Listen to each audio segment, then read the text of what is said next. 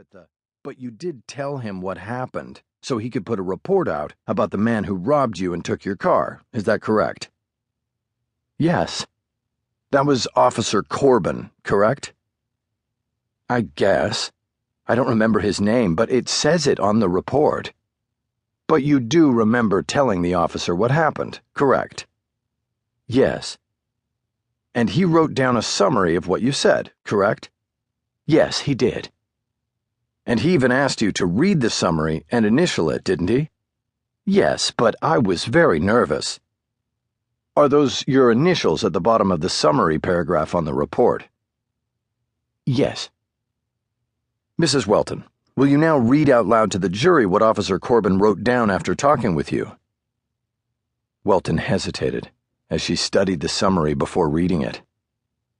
Christina Medina, the prosecutor, used the moment to stand and object.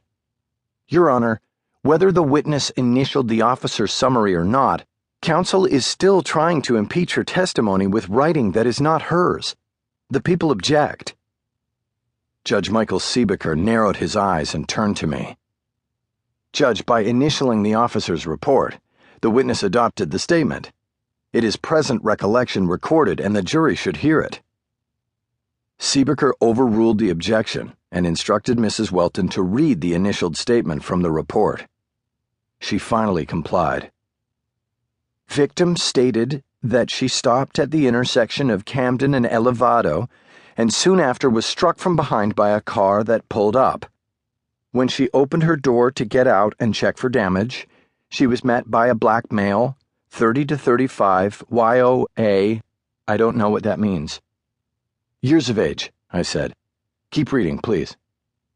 He grabbed her by the hair and pulled her the rest of the way out of the car and to the ground in the middle of the street. He pointed a black, short-barrel revolver at her face and told her he would shoot her if she moved or made any sound. The suspect then jumped into her car and drove off in a northerly direction, followed by the car that had rear-ended her vehicle. Victim could offer no... I waited, but she didn't finish. Your Honor, can you instruct the witness to read the entire statement as written on the day of the incident? Mrs. Welton, Judge Siebecker intoned, please continue to read the statement in its entirety. But, Judge, this isn't everything I said.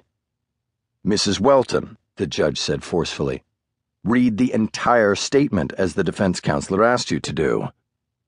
Welton relented and read the last sentence of the summary. Victim could offer no further description of the suspect at this time. Thank you, Mrs. Welton, I said.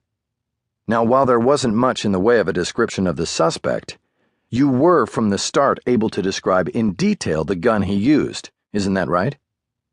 I don't know about how much detail. He pointed it at my face, so I got a good look at it and was able to describe what I saw. The officer helped me by describing the difference between a revolver and the other kind of gun. I think an automatic, it's called.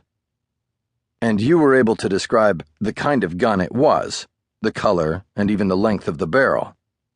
Aren't all guns black? How about if I ask the questions right now, Mrs. Welton? Well, the officer asked a lot of questions about the gun. But you weren't able to describe the man who pointed the gun at you, and yet 2 hours later you pick his face out of a bunch of mugshots. Do I have that right, Mrs. Welton? You have to understand something. I saw the man who robbed me and pointed the gun.